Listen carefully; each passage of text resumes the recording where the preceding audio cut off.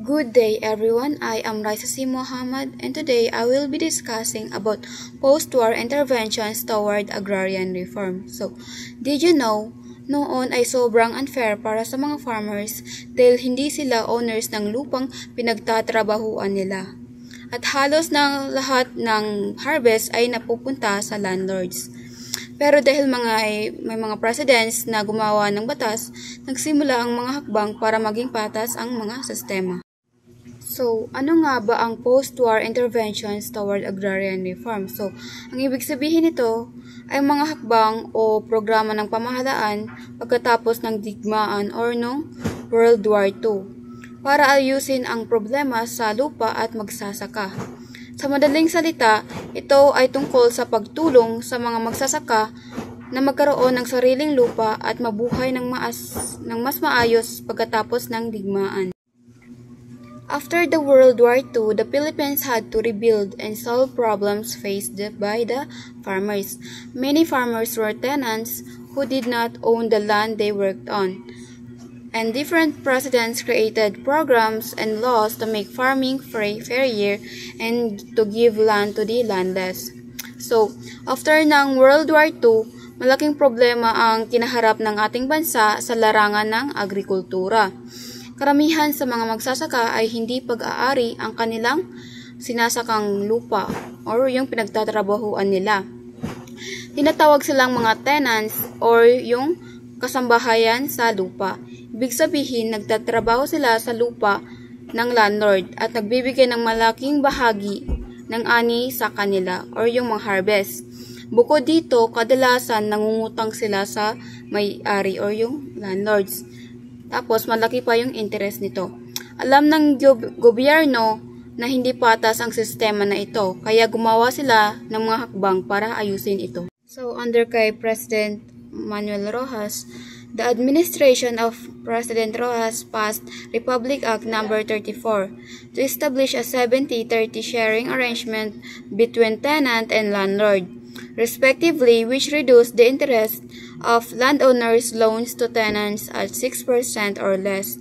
The government also attempted to redistribute hacienda lands, falling prey to the woes of similar attempts since no support was given to small owners who were given land. So, ipinasok ni President Rojas ang Republic Act No. 34. Sa batas na ito is ginawa ang 70-30 sharing arrangement. Ang 70% ng harvest ay para sa magsasaka while yung 30% is sa may-ari ng lupa or ng landowners. Binaba rin nila ang interest ng pautang sa mga magsasaka ng 6% o mas mababa pa. Sinubukan din ng gobyerno na ipamahagi ang mga hacienda pero hindi ito ganoong nagtagumpay dahil walang sapat na suporta para sa mga maliliit na farmers. Under naman sa pamumuno ni President Elpidio Quirino, under the term of President Elpidio Quirino, the Land Settlement Development Corporation or LASEDICO was established to accelerate and expand the resettlement program for peasants. This agency later on became the National Resettlement and Rehabilitation Administration or NARA under the administration of President Ramon Magsaysay. So, ipinatayo ni President Elpidio Quirino ang Land Settlement Development Corporation o LASEDICO. So, layunin nito na pabilisin at palawakin ang resettlement program para sa mga magsasaka. At later on, ang LASEDICO ay naging NARA or National Resettlement and Rehabilitation Administration. Sa ilalim ng administration ni President Ramon Magsaysay. So, under the term of Ramon Magsaysay, Magsaysay saw the importance of pursuing genuine land reform program and convinced the Congress, majority of which were landed elites, to pass legislation to improve the land reform situation. Republic Act No. 1199 or the Agricultural Tenancy Act was passed to govern the relationship between landholders and tenancy farmers, protecting the tenurial rights of tenants, and enforce tenancy practices. Through this law, the Court of Agricultural Relations was created in 1955 to improve tenancy security, fix land rate rental or tenanted farms, and resolve land disputes filed by the landowners and peasant organizations. So, sa panahon ni President Ramon Magsaysay, ipinakita niya ang seryosong pagsisikap para matulungan ang mga magsasaka na walang sariling lupa. Isa sa mga programang ipinagpatuloy niya ay ang LASEDICO o yung Land Settlement Development Corporation, na itinatag upang mapabilisin at palawakin ang resettlement program. Ibig sabihin, layunin nitong bigyan ng lupa ang mga magsasakang walang pag-aari, para sila mismo ang makinabang sa kanilang pinagtatrabahuang lupa. Ngunit kalaunan, pinalitan ito at naging mas organisado bilang National Resettlement and Rehabilitation Administration or NARA. Sa ilalim ng NARA, naging mas malinaw ang programa ng pamahalaan sa pagbibigay ng lupa at pagkakataong makapagsimula muli ang mga magsasaka. The Agricultural Tenancy Commission was also established to administer problems created by tenancy. The Agricultural Credit and Cooperative Financing Administration, or ACFA, was also created mainly to provide warehouse facilities and assist farmers in marketing their products. The administration spearheaded the establishment of the Agricultural and Industrial Bank to provide easier terms in applying for homestead and other farmland. So, hindi natapos ang reforma ni Magsaysay sa batas lamang. Nilikha niya rin ang Agricultural Tenancy Commission para direktang tugunan ang mga problema ng tenancy system. Bukod dito, itinatag rin ang Agricultural Credit and the Cooperative Financing Administration or ACFA. Ang pangunahing layunin nito ay tulungan ang mga magsasaka sa aspetong pinansyal. Nagbigay ito ng warehouse facilities kung saan pwedeng iimbak ang mga produkto. At tinulungan ang mga magsasaka na maibenta ang kanilang ani nang hindi nalulugi. Upang mas mapalawak ang tulong, pinangunahan din ng kanyang administrasyon ang pagtatag ng Agricultural and Industrial Bank. Ang bangkong ito ay nagbigay ng mas madaling loan terms para sa mga gustong magkaroon ng homestead at farmland.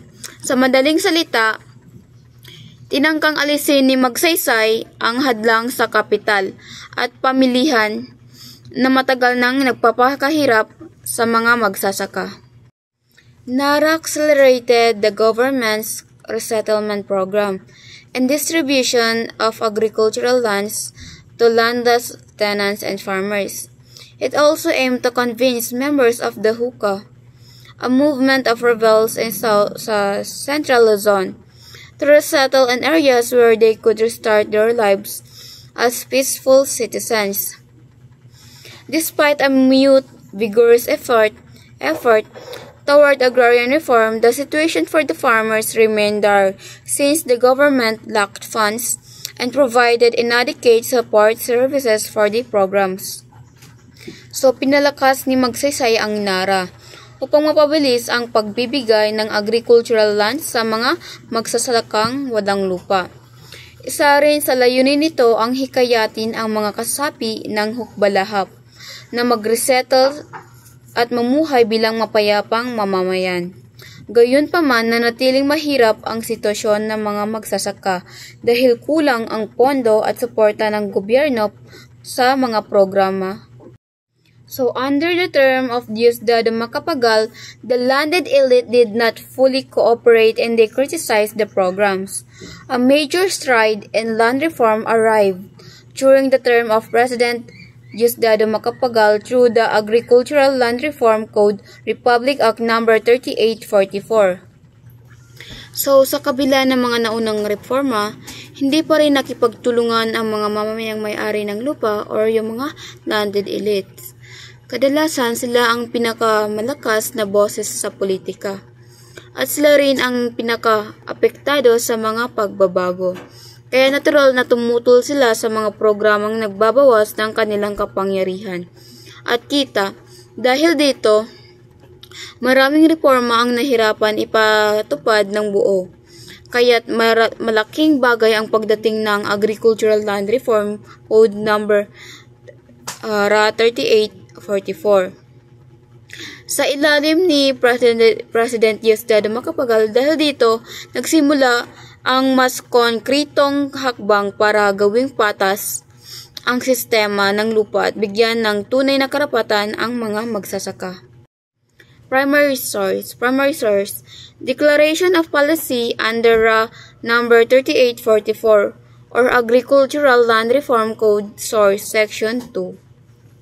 Declaration of Policy. It is the policy of the state, number 1, to establish owner-cultivatorship in the economic family form as the basis of Philippine agriculture, and as a consequence, divert landlord capital in agriculture to industrial development. So, it means, ang gobyerno is gusto na mismong yung mga magsasaka ang maging may-ari ng lupang pinagtatrabahuan nila. So, hindi na lang sila tenant or nangungupahan. Sa ganitong paraan, sila mismo ang makikinabang sa ani at kikita para sa kanilang pamilya.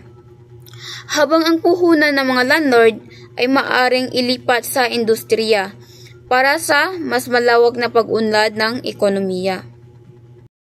Number 2, to achieve a dignified existence for the small farmers free from pernicious institutional restraints and practices. So, layunin nito na bigyan ang maliliit na magsasaka ng marangal na pamumuhay, malaya mula sa mapang-abuso at hindi makatarungang sistema gaya ng mataas na interes sa utang at hindi patas na hatian ng ani. Number 3, to create a true viable social and economic structure in agriculture, conducive to greater productivity and higher farm incomes. So, dito naman, nais ng batas na magkaroon ng maayos at matatag na struktura sa agrikultura. Kapag maayos ang sistema, mas nagiging productive ang sakahan at mas mataas ang kita ng mga magsasaka. So, number 4, to apply all labor laws equally and without discrimination to both industrial and agricultural wage earners. Nakasaad dito na hindi dapat magkaroon ng diskriminasyon. Ang mga manggagawa sa bukid or agricultural workers ay dapat may kaparehong karapatan at proteksyon gaya ng mga manggagawa sa pabrika or industriya. So, number 5, to provide a more vigorous and systematic land resettlement program and public land distribution. So, layunin nito na pabilisin at mas ayusin ang pagbibigay ng lupa sa mga walang lupa sa pamamagitan ng land resettlement at mas maging malinaw at sistematiko ang proseso para mas maraming magsasaka ang makikinabang nito. So, number 6, to make the small farmers more independent, self-reliant, and responsible citizens, and a source of genuine strength in our democratic society. So, gusto ng batas na gawing mas malaya at responsible ang mga magsasaka. Kapag sila ay may sariling lupa at maragal na kabuhayan, nagiging mas matatag ang kanilang pamumuhay at sila mismo ang nagiging tunay na lakas ng isang demokratikong lipunan. So, this code abolished share tenancy in the Philippines and prescribed a program to convert tenant farmers to leases and later on owner cultivation. It also aimed to free tenants from tenancy and emphasize owner cultivatorship and farmer independence, equity and productivity improvement, and public land distribution. Despite being one of the most comprehensive pieces of land reform legislation ever passed in the Philippines, Congress did not make any effort to come up with a separate bill to fund its implementation, despite the fact that it proved beneficial in the provinces where it was pilot tested. So, malaki ang naging ambag ng RA 3844. Dahil tuluyan nitong itinanggal ang share tenancy system, kung saan ang mga magsasaka ay halos laging lugi at nakadepende sa kanilang landlord. So, sa bagong sistema, binigyan sila ng pagkakataon na maging leases muna or umuupa. At kalaunan ay maging owner cultivators na tunay na may-ari ng kanilang lupang pinagtatrabahuan. So, layunin nitong itaas ang antas ng buhay ng mga magsasaka. Binigyan sila ng mas patas na pagkakataon, gawing mas produktibo ang agrikultura at maipamahagi ng mas maayos ang mga public lands. So, sa madaling salita, ito ang batas na nagbigay ng pinakamalinaw na pag-asa para sa farmer independence at equity. So, gayon pa man, kahit napakaganda ng nilalaman ng batas, hindi ito lubusang naisakatuparan dahil hindi naglaan ng pondo ang Kongreso. Dahil dito, nanatiling limitado ang saklaw ng implementasyon. Kahit napatunayan sa ilang probinsya na nakatulong talaga ito para sa mga magsasaka.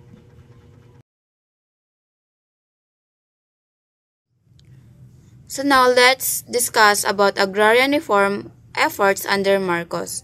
President Marcos declared martial law in 1972, enabling him to essentially wipe out the landlord-dominated Congress through his technocrats. He was able to expand executive power to start a fundamental restructuring of government, including its effort in solving the deep structural problem of the countryside. Presidential Decree number 27 of the Code of Agrarian Reform of the Philippines became the core of agrarian reform during Marcos regime.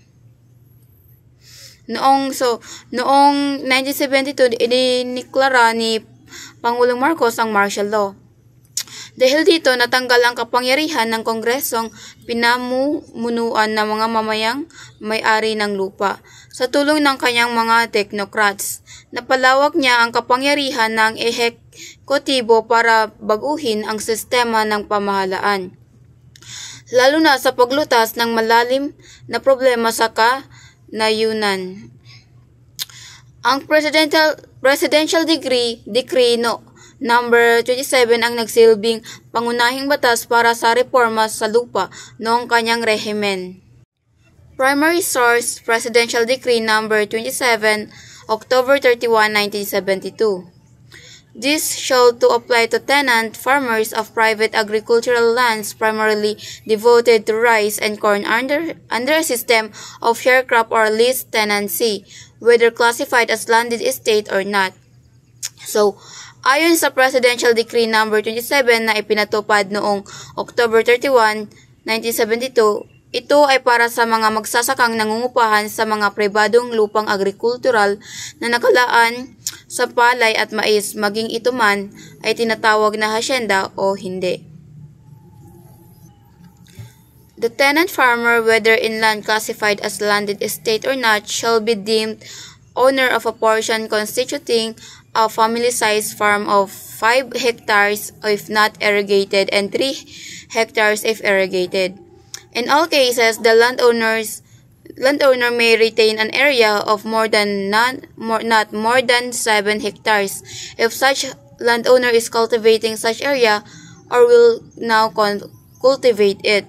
So, Ang magsasakang nangungupahan ay kikilalaning may-ari ng lupang sapat para sa pamilya 5 hektarya kung walang patubig at 3 hektarya kung may patubig. Ang may-ari ng lupa ay maaaring magtira ng hanggang 7 hektarya kung siya mismo ang magtatanim dito. For the purpose of determining the cost of the land to be transferred to the tenant farmer pursuant to this decree, the value of the land shall be equivalent to 2 1/2 times the average harvest of 3 normal crops years immediately preceding the promulgation of this decree.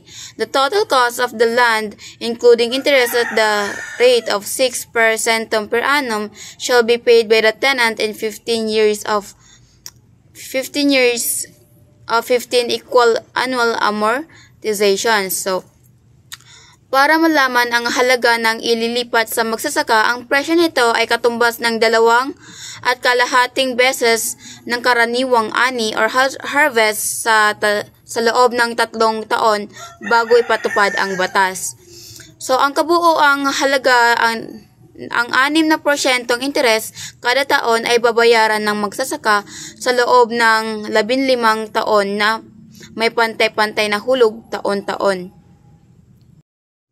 No title to the land owned by the tenant farmers under this decree shall be actually issued to a tenant farmer unless and until the tenant farmer has become a full-fledged member of a duly recognized farmers cooperative. In case of default, the amortization due shall be paid by the farmers cooperative in which the defaulting tenant farmer is a member, with the cooperative having a right of recourse against him.